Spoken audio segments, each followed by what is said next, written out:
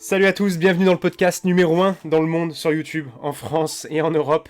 C'est Quentin Bonardel. Je vais dans cette vidéo parler pendant ces quelques minutes de e-commerce, de Facebook Ads, faire de la publicité sur Facebook.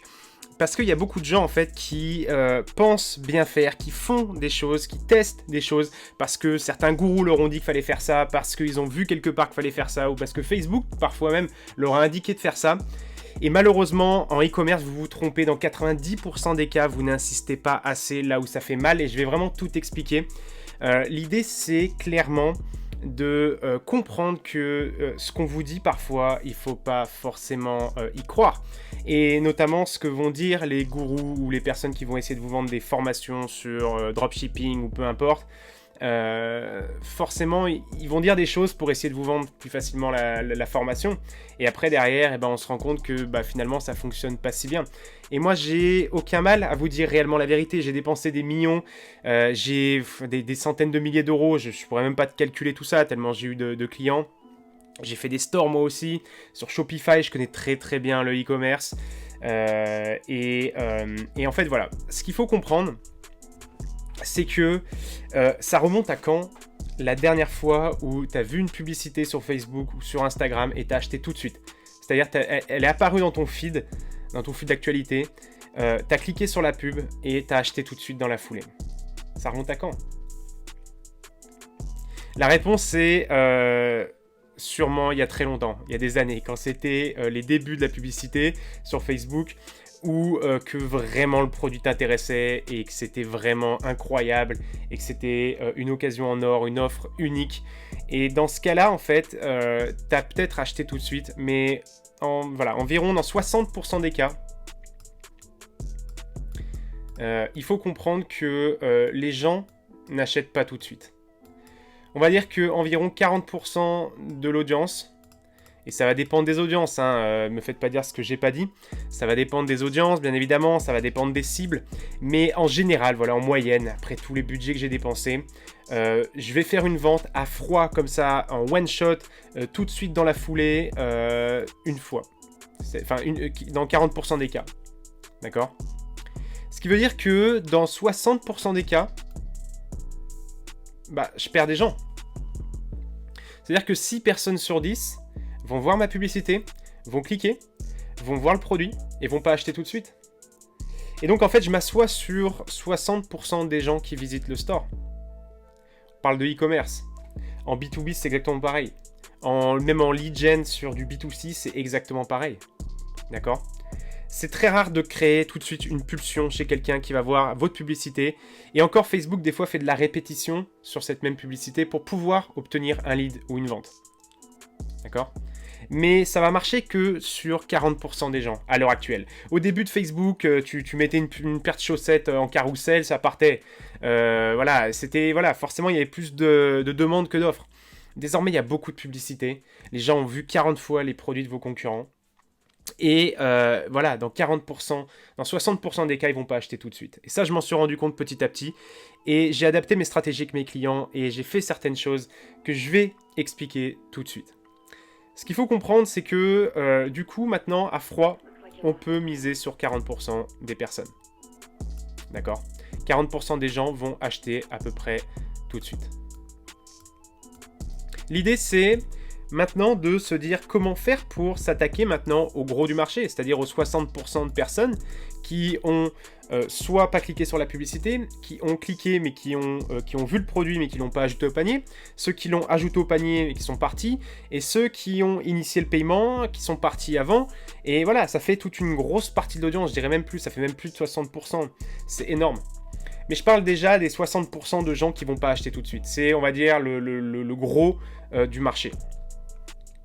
Ça passe par 3 points. Déjà, le premier point, et ça, c'est un peu ma botte secrète, c'est que je mise, moi, énormément sur le retargeting. Donc, le retargeting, pour ceux qui ne connaissent pas, ça, il faut installer votre pixel Facebook. Ça, c'est la clé de toute façon. On peut lancer des publicités sans pixel, mais c'est vraiment comme si vous brûliez de l'argent et que vous le mettiez dans la maison de Zuckerberg, vous allumez la cheminée, vous jetez tout votre argent et ça revient exactement pareil. Ça revient au même. L'idée, c'est d'installer le pixel déjà. Premier temps, tu vas pouvoir ainsi traquer tous les gens qui vont sur ton site ou sur ton tunnel de vente. Une fois que tu as fait ça, grâce aux cookies, donc les petits trucs où on te demande, tu vois, en bas d'accepter ou de refuser les cookies, ça va te permettre tout simplement de suivre ces personnes. Facebook, en fait, grâce au pixel, va pouvoir savoir qui est sorti de Facebook et a rejoint ton site internet. Il va pouvoir traquer le trafic sortant de Facebook. Et ça va te permettre, en fait, ensuite, toi, de créer une audience de personnes qui ont visité ta page produit ou de personnes qui ont ajouté au panier ou de personnes qui ont initié un paiement ou même des personnes qui ont acheté.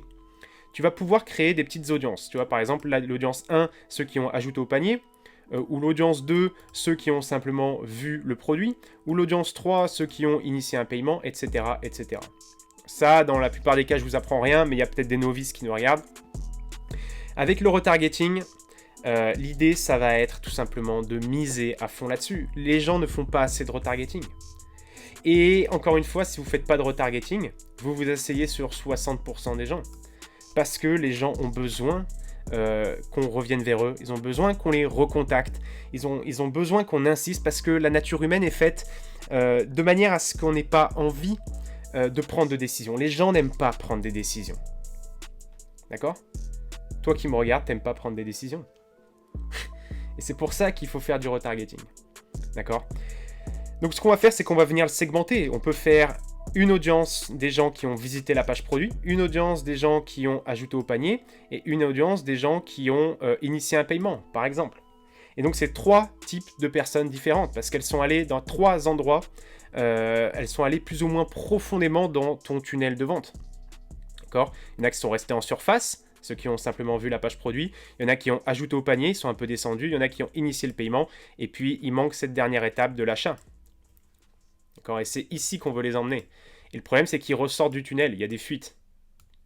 Et donc, ce qu'on va faire, c'est qu'on fait du retargeting, ici, pour venir tout simplement les ramener dans le tunnel, les obliger à prendre une décision et à acheter. D'accord ? Et tu vas pouvoir ainsi toucher, rentrer dans les 60%. Donc, ce que je fais, moi, ce que j'aime bien faire, je split. Je crée différents segments d'audience. Et je vais passer devant ces personnes-là différentes créatives, donc en général 5 créas par audience. Donc typiquement pour l'audience des gens qui ont vu la page produit, je vais créer 5 créas que je vais mettre en dynamique, d'accord. Donc ça c'est très important de mettre en dynamique parce qu'il faut que ça rafraîchisse, il faut tout de suite, tout le temps que ça tourne, que la personne ne voit pas tout le temps la même publicité. Et donc pour ça on fait 5 créas, on va dire 5 textes, ça dépend bien évidemment du budget. Mais mettez environ 20 à 30% de votre budget de la campagne froide sur le retargeting, d'accord. Si vous dépensez 20 €, mettez 20 à 30% du budget en retargeting par ad set. Attendez bien évidemment qu'aussi que ces audiences-là soient bien remplies. Si vous avez que 10 personnes qui ont ajouté au panier, inutile, ça ne marchera même pas de créer l'audience des gens qui ont ajouté au panier, d'accord. Pour pouvoir ajouter du dynamisme, vous pouvez créer le catalogue, donc mettez en place le catalogue sur Facebook. Connectez-le à votre page Facebook, connectez-le aussi à votre compte Instagram Shopping, créez tout un catalogue et vous allez pouvoir faire du retargeting dynamique, donc créer des carousels Facebook en fait va le mettre automatiquement à jour en fonction de la personne qui regarde la publicité. C'est-à-dire que si j'ajoute une paire de chaussettes à mon panier, et ben moi dans le carrousel je vais voir la paire de chaussettes qui va m'être proposée sur Facebook, alors que si une autre personne avait ajouté le t-shirt au panier, et ben elle va voir dans le retargeting le t-shirt, d'accord. C'est du catalogue. Pensez aussi à mettre en place le catalogue si vous avez beaucoup de produits. Sur du monoproduit, faites 5 créas. Dynamique, ad, créative, très important pour pouvoir rafraîchir tout le temps les créatifs pour ne pas lasser l'audience. 5 textes, 5 accroches, 5 titres. Et on va créer comme ça pour l'audience 1. On va créer ça pour l'audience 2 avec un code promo. En général, ce que je fais, ça c'est un petit secret, on rajoute un code promo supplémentaire pour les faire passer à l'action, d'accord, moins 20%, moins 15% supplémentaire avec le code promo. Et puis, troisième étape, pareil, on les relance dans les personnes qui ont initié un paiement, ne partez pas trop vite, nanana, et on leur propose des choses supplémentaires, d'accord. Ce qu'on va faire aussi, donc ça c'est très important, ce que je rajoute aussi là-dessus, c'est les personnes qui ont acheté. Donc on peut partir sur l'idée qu'il y a une audience 4, des personnes qui ont acheté. On va leur proposer un retargeting avec des upsells. Leur dire, voilà, merci pour votre achat, merci pour votre confiance, et voilà des produits qui auraient pu ou qui seraient susceptibles aussi de vous intéresser. Et hop, upsell. Et on leur propose des produits supplémentaires. D'accord? Parce que, encore une fois, en e-commerce, on est très vite limité, on va payer cher pour acquérir une personne, et celui qui peut dépenser le plus d'argent pour acquérir un client, c'est celui qui gagne la partie, c'est celui qui gagne la course. Et ce qu'il faut bien comprendre, c'est que plus vous allez augmenter votre panier moyen, donc via des upsells, via des cross-sells, plus vous allez être capable de dépenser d'argent en publicité, parce que forcément, un client va vous rapporter peut-être 40 €, alors qu'il vous aurait rapporté 20 € en temps normal, s'il n'y avait pas eu d'upsell. Donc toujours bien penser aux upsells, très important. D'accord? L'idée ensuite, ça va être d'utiliser, en plus de ce retargeting, de penser à l'email. Combien de personnes n'utilisent pas assez l'email? Les gens n'y croient plus à l'email, je crois. Les gens jurent maintenant par les chatbots ou le SMS, ou peu importe, on s'en fout en fait. À partir du moment où tu peux recontacter la personne, que tu utilises des SMS, du chatbot, de l'email, je m'en fous, mais fais-le. Déjà, d'une part, pour tous les paniers abandonnés, d'accord? Donc pour tous ceux qui ont ajouté au panier mais qui sont partis avant, email automatique de panier abandonné. De retargeting, donc quand même de la même manière que le retargeting, code promo, email avec une séquence, peut-être sur 4 jours, avec de la documentation, avec des témoignages clients, avec des vidéos, avec des posts via Instagram qu'on va pousser dans l'email, des photos, peu importe, en lien avec ton produit, apporte du contenu, montre que tu es une marque sérieuse parce que peut-être que la personne n'avait pas assez confiance en toi. Et donc voilà, capture les emails, fais des emails automatiques de panier abandonné avec un code promo aussi ici que tu peux pousser. Deuxième étape, séquence email de 4-5 emails. Ça dépend du produit, ça va dépendre de ton audience, mais apporte du contenu.